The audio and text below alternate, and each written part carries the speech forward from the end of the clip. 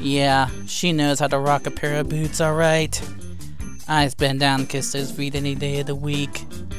Ah, look at his legs. Nice and smooth and stocky. Yeah.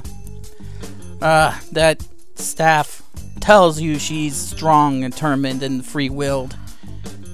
No comment. Look at that flowing hair, just smooth and... Whoa. Hold on a minute. Wait, what? What is with those earrings? What is with those earrings? What are you gonna do? Send a signal to the mothership or something? What is going on? They're bigger than your ears. They are bigger than your ears. Why are you wearing them in the first place? And you know what? On second thought, yeah, you could keep them. I still make out with you any day of the week. Oh, and those eyes. Oh, yeah, you could keep those earrings. After all, who's gonna tell you what to do?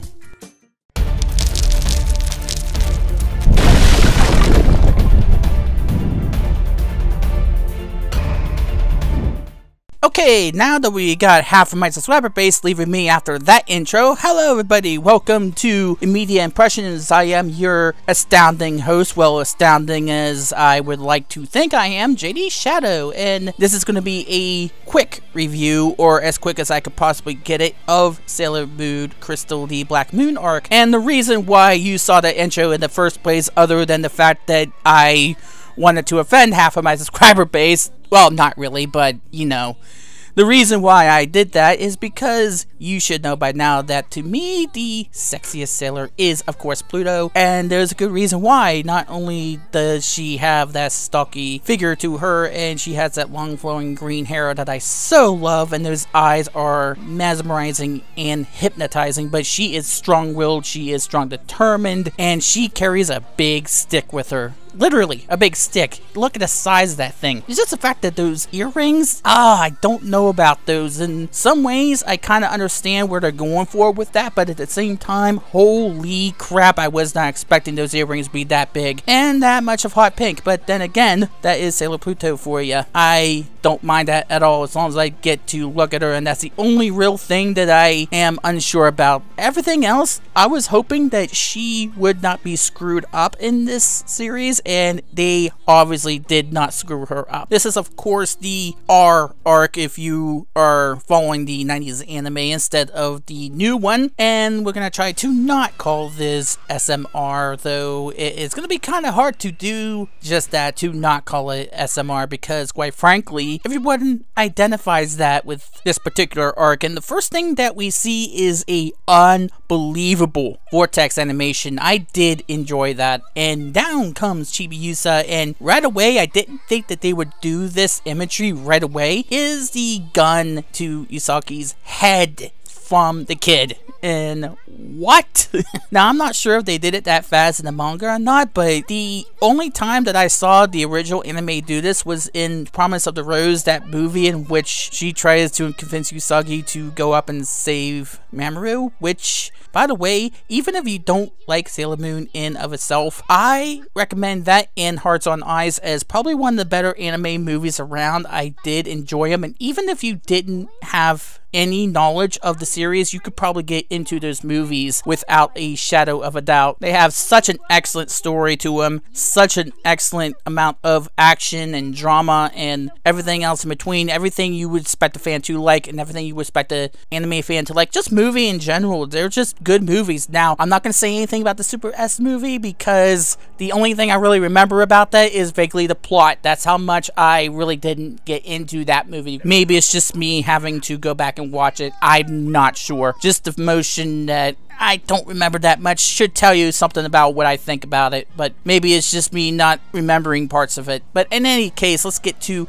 this particular trailer, which we again see the imagery of the gun to the head of Usagi, which would make some anti-gun advocates quite squeamish, that is for sure. But I don't think there's anything wrong with that because, yeah, that could have happened in the manga. I just didn't expect for her to right away pull a gun on her. Where the hell did you get that anyway? Where in the hell did she just pull that gun out. Perhaps it's Luna P, which she uses in the trailer to do the hypnotizing on her family in order to say that is it her cousin or something like that. But we see the outer senshi, as you no doubt know, because of Pluto being there. Holy crap, and she is at the door of time, and it looks kind of like the 90s anime, just like an updated version, like they remastered it in a way and didn't exactly do anything different with it. It didn't look like it in any way. I was trying to find some difference. It was still the fogginess, it was still the big door, of course it was still Pluto, and she had the keychain on her waist, or the key belt, or whatever you want to call it. That's a really nice touch for me, at least.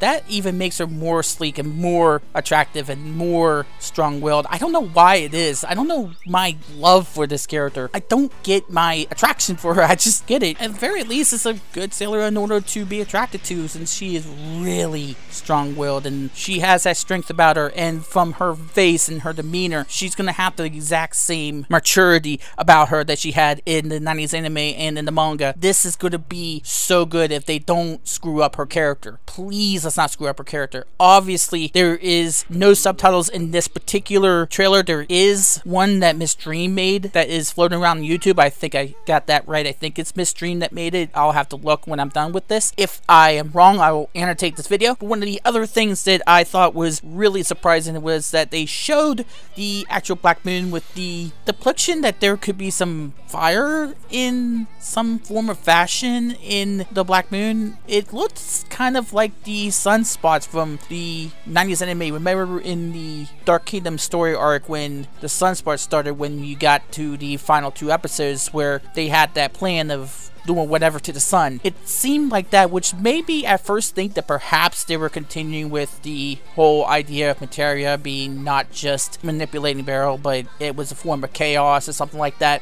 That was what my initial thought was. And then we also get the new items for the sailors, which are the Star Wands and of course the Star Locket, which means that obviously we're going to get new transformation sequences. Hopefully they're better than the other ones. Hopefully they up their budget and up their quality. Although they're not that bad, they could use some improvement in form of the CGI and of course the frame rates of some of those, especially Mars and Jupiter. They were slowed down a little bit. It's sort of like if you play a video game of 30 frames per second instead of 60, you'll probably get the full-on difference there, and that's what that felt like when you watch those transformation sequences. Hopefully they up the ante with those. But overall, I really like this whole thing. I did like the voice of Chibiusa. It's sort of like the cutesiness, the childlike voice that we came to expect out of her, although now we see that Toei is not drawing children the same way. You saw how Chibi looked in the original 90s anime and how people like Goku and Trunks and Gotenks looked in DBZ. They all seem to have a similar drawing style to them. Now you see that they're changing up the ante a bit, and that's a good thing because it shows a little bit of variety that they've learned from the past. This is one of the main improvements by the new animation style of this anime as opposed to the counterpart. But the one thing that I would have liked to see is a depiction of the villains. I would like to see what Rubius looks like. I would like to see what the sisters look like. I'd like to see what the Doom Phantom looks like. I'd like to see what those villains are going to look like. We'd get to see a little bit of Crystal Tokyo, at least the aftermath of what they did to it, but I would like to see what the villains look like, because these villains I think were some of the better villains of the series. I've said it before that I think out of all the villains, I think the Black Moon were the ones that gave Usagi grief, the ones that really got under her skin more than any other villain in the series, at least in the 90s anime. Let's see what happens here. I'd like to see more of the villains in this particular one. We know who the villains are, but I would like to see how they draw them. I like to see how they animate them. I like to see their voices, or hear their voices, not see them. Hear how they talk. I like to hear Rubius's voice. I like to hear if they're going to give Emerald her annoying laugh that they gave her in the 90s anime. I don't know if they did that in the manga, but in the anime they did. I would like to see if they add that in here too. And of course, aside from the lack of preview of the transformation sequences and the lack of view of the villains, this looks really, really good. This looks amazing. This is what many consider to be one of the better arcs of the series, and I hope it doesn't disappoint. This looks like they spent some time trying to craft this, at least the trailer. Let's see how they do with the actual season, or the second half of the season. They're calling it Season 2. I don't know why, but they are. Anyway, thank you for joining me for this edition of Media Impressions. This Saturday will be the final episode of the first arc of the series, and I will give you my immediate impressions of it as soon as I possibly can. Until next time, thank you for watching. My name is JD Shadow. That just happened.